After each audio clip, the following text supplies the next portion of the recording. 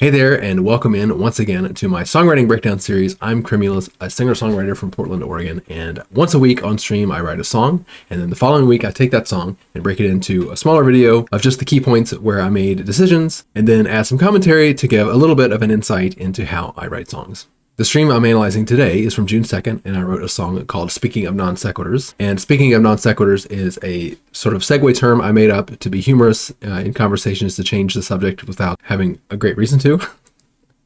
And this episode of the series, I think, is a really good one to look at because the way the song progressed really chopped up well, and you see that very nicely in this abbreviated version. So again, the song is Speaking of Non-Sequiturs. It's from June 2nd, and let's jump into the song. I'm supposed to write a song. I write a song about how some crowds at farmers markets are full of assholes. As an aside, if you're anywhere with live music, the least you could do, if you're not going to tip, if you're not going to do anything else, acknowledge the musician, applaud when they finish a song. I mean, come on. So you're writing the asshole songs. I don't know what I'm going to write about today. I would say I want to keep it simple. Everything I do well, I do accidentally. Simple pop song, nothing deep. Exactly, that's what I want to do. Speaking of non-sequiturs would be a good one. Speaking of non-sequiturs. Actually, that's not bad. Too big of a word for country. Does that make it not country if I say it that way? Even if I did that, like all I'm hearing is the song The Chair by George Strait. I do really like the idea of that for a song. Speaking of non-sequiturs, sequitur. It'd be cool to have, what if I did that?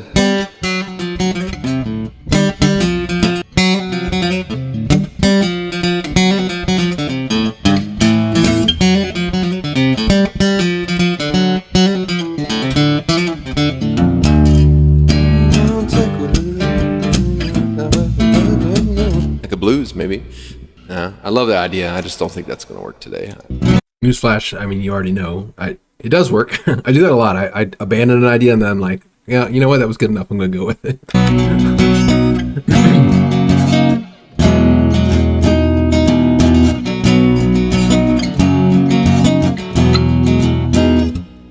Maybe.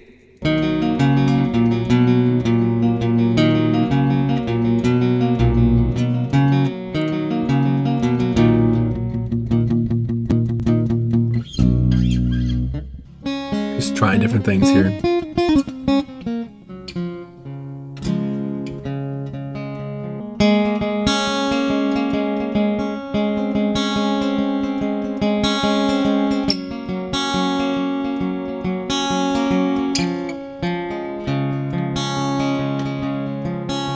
Cheesy nacho noodle pineapple pizza dance? It's the new password.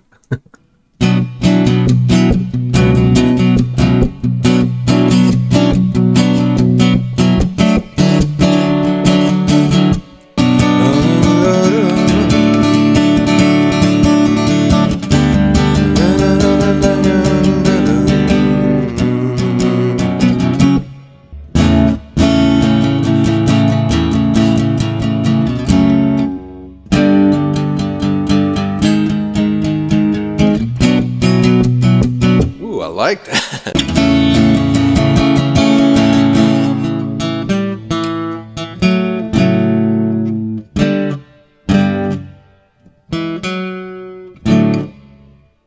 All right, well I like that main riff.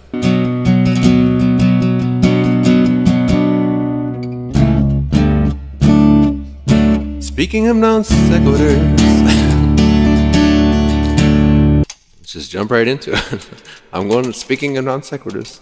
It's going to be something like, I see you're not wearing a ring. Straight to the point, right? Speaking of non-sequiturs. I don't like. Speaking of non-sequiturs. You're wearing a ring. Sequiturs. See you're not wearing a ring. That. What chord?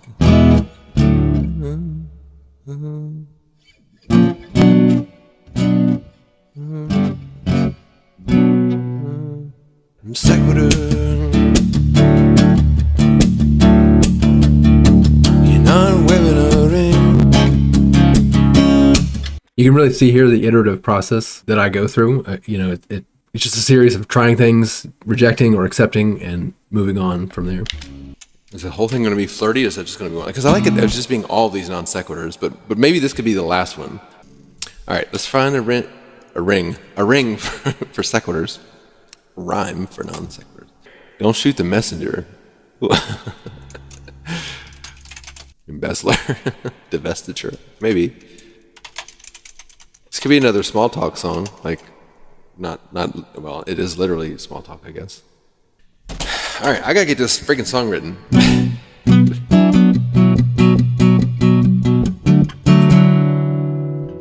There's a lot of music in there, so and the chorus. This will be just, I don't know. I like writing songs without choruses. I just don't think they're necessary.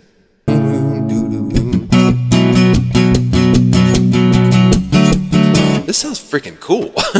So that riff, I love that it just kind of came to me. It's not shown in here because it was pretty nebulous how it came about. I just like suddenly played it. But those chords are actually from the song, or the shapes of the chords are from the song Waiting that I've done. And I think it's actually really cool to see the exact same fingerings being used in such a different way. I mean, to listen to them, you wouldn't think they're related at all. But that's, when I was experimenting, that's what popped in my head. So, well, let me try those chords. And it turned into that riff, which I think is amazing. It sounds great. I just got to sing about something. I don't know. It's kind of my joke like version of, but anyway, or like people who like do these segues that are just completely unrelated. So I like just saying, speaking of non sequiturs. Hey, we're almost in an hour. I got nothing so far. Because I want the second verse. Maybe there's 3 verses where they're just talking, and it's making me think. I just read the book, The Game. They're pickup artists. But they're not pickup artists. They're pickup scientists. It's absolutely fascinating. I'm thinking of that. Their one line that they used was, "Wow, did you see that fight outside?" So that's what I'm thinking of here. Something like that. Like maybe like a fun fact here. Like what's a cool fun fact? Speaking of non sequiturs, Saturn is big. I'm all for stuff like that, but I want it to be more like, I guess, classic conversation, not nerd conversation. Maybe I really want to say you're not wearing a ring. I think that's really important. Like that's where this is going. All right, let's just look up weird facts. Koalas have fingerprints. Snakes smell with their tongue. Zebras have white stripes, not black stripes. Just make all the facts up. Oh, this is cool. Deaf people are known to use sign language in their sleep. How about this one? Did you know fish is a noun and a verb? It's not clear. I was just Googling weird fun facts. It's true. So is ring. And almost everything, I can verb whatever I want. So do I throw more fun facts in here? They bounce on the riverbed, which is, I feel like, really opens up options for the next part of the pickup. But I don't want to be that explicit. Yeah, I looked that up on a whim. Oh, skeptical. Just looking at a rhyming dictionary. Okay, we're getting there. Crim. But this is like this, continuing the conversation, right? So it's like, did you know hippos can't swim? And the person, yeah, and they're like, oh, really? And you say, yeah, one day I looked that up on a whim. Well, you should be skeptical. You should be skeptical. So many things are bullshit. They're just so dense that they sink.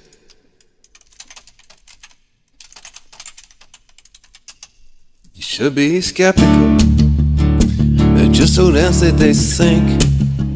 Oh! Facts about blinking. How do I finish that line? Maybe I can buy you a drink. Phantom limb, that'd be cool to work in there, but I totally get that people cheat and whatever, and I don't really judge people, but I don't write a song condoning it or whatever.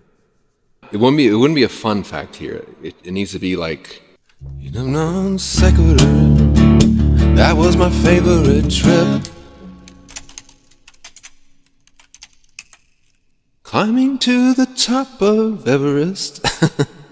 Well, it could be that. It could be an exaggeration story here. That's not bad, actually. I like it. Ooh. You really can see there my approach for lyrics. I'm just kind of feeling my way through words that feel right. Like they just, one, they rhyme, but the rhythm and everything just sounds right. And if those specific words don't work, then find similar sounding words that do work. Once I have something that I do like the sound of, then I can use that to further the story and build around that. It was ineffable. Every tone was a testimony against slavery and a prayer to God for deliverance from chains. The hearing of those wild notes always depressed my spirit and filled me with ineffable sadness. That's my Frederick Douglass impersonation. I don't know if that's right. It's not as hard as you think. No, this has got to be. I would hope she's getting skeptical at this point, right? Like a lifetime experience. Let's try that. Now I do that kind of thing all the time. Okay, well I can't call it a surreal experience and then say I do that kind of thing all the time. But that's the kind of thing that I do best. Ugh, that's too much. Yeah, that's me, Mr. Spontaneous. I feel like I've ruined the story though, because like, she liked the line about the hippo. I love that chord, that intro thing. That's cool. I didn't expect to come up with something I like that much today. It's got to be something here that breaks the story one way or the other. And I don't know. We already broke the beginning. I kind of ruined it because I got the drink from the hippo line, which, okay, fine. So they're sitting there, they're drinking the drink. And now he's like, obviously it could be true. Maybe he actually did climb to Everest. But in this case, I think I want him to be I don't want to say sleazeball, but like he's gaming, I guess. I kind of like this "Don't Shoot the Messenger." I really want that to be in there if I can make it work. Maybe he's gonna bail. Forgive me if I think that means something. Ooh, I like that. This took a turn I did not expect it to take. I love it. The writing of the song is full of really good things I came up with that I ended up throwing away. That's another one of those lines. It doesn't end up in the final song, and it's always a bit bittersweet looking back at the process because it's like, wow, there's a lot that I threw out that day. But this day especially, there was a lot. Don't shoot the messenger. Oh, this turned into a tearjerker. What's the what do you call that? What's the moral here? The problem is though this Everest line is kind of ambiguous now. Like, what does that even mean? He has to have noticed the ring before, right? Maybe I could change the order of these verses. Nah, I like it the other order better. And don't shoot the messenger. Like, now he's lecturing her, which he had to have seen it first, right? Like, it's not. That's the wrong direction to take it. Like, there's got to be some tension and some conflict still here. Like, the next line just fits so well. Forgive me if I think that means something, but it's just that's not it's the wrong character here. Like, speaking of non-sequiturs, I see you're wearing a ring, right? It's just I love all these different versions. They just have to make sense together, and you can't go into verse. Hippos can't swim. Great little fun fact. Conversation started. It's my favorite trip. Now he's bragging either about a real trip he took or just whatever. I see you're wearing a ring. What if he says, "See, you're wearing a ring, so it doesn't matter to me if it doesn't matter to you." I mean, it's not going to work out. That's because, like I said, I don't want this to be a success story about cheating per se. You think it means the same thing. And she's not engaged; she's married. But it doesn't matter. That's the great thing about saying a ring is it could be either in this case. So, I think the only way out of this is she gives up, right? Like, oh yeah, that's sensible. That's respectable.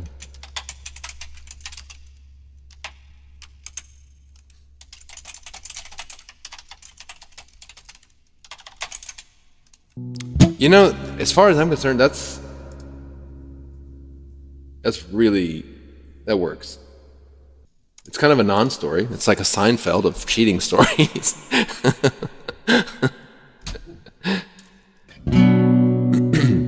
Just gotta try to remember how it all fits together. Cool. I like it a lot. My fingers hurt. I need to go for my walk. I don't know. That's the most excited about one I've been in a while. I think that's great. And I still feel that way. I think that's a pretty good song.